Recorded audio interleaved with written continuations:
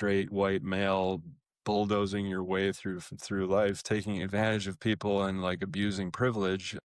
And again, like I've said, we've met those people, and it's like, man, that's way ahead. That's from a different perspective, So like from some perspective, it might be like, oh, it must be nice to be like that and just be fucking taking advantage of everybody and just having everyone kiss your ass and get away with murder, basically.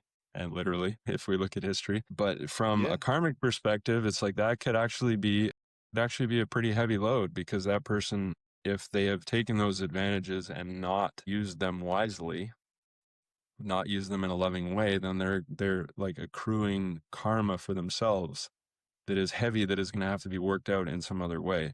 And again, that's not like a punishment thing. It's not like somebody's keeping tabs on it. It's just like that. It's like the deeper soul awareness is not being recognized by the lower aspect of that awareness, which the purpose and motivation of that soul is to bring every part of itself back together. So like the higher mind and the lower mind in Buddhism, like they talk about like the higher self and like the monkey mind, like the ego mind, bringing those into coherence. So if we're missing that, like we're missing that opportunity, it's like the very good looking, very wealthy person who just, abuses their power and doesn't use their gifts to uplift others, but rather simply for egoic gain.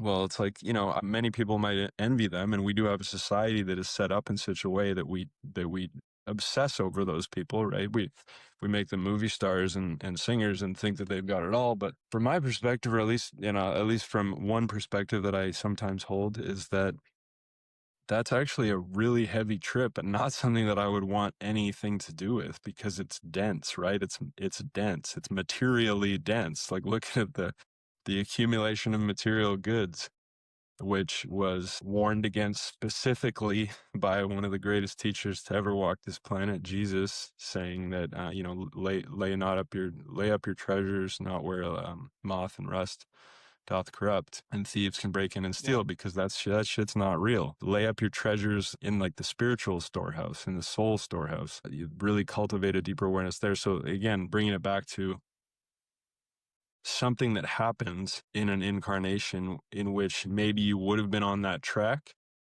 something that happens that checks you and brings you back to a deeper awareness, a deeper place of compassion, is like such a gift.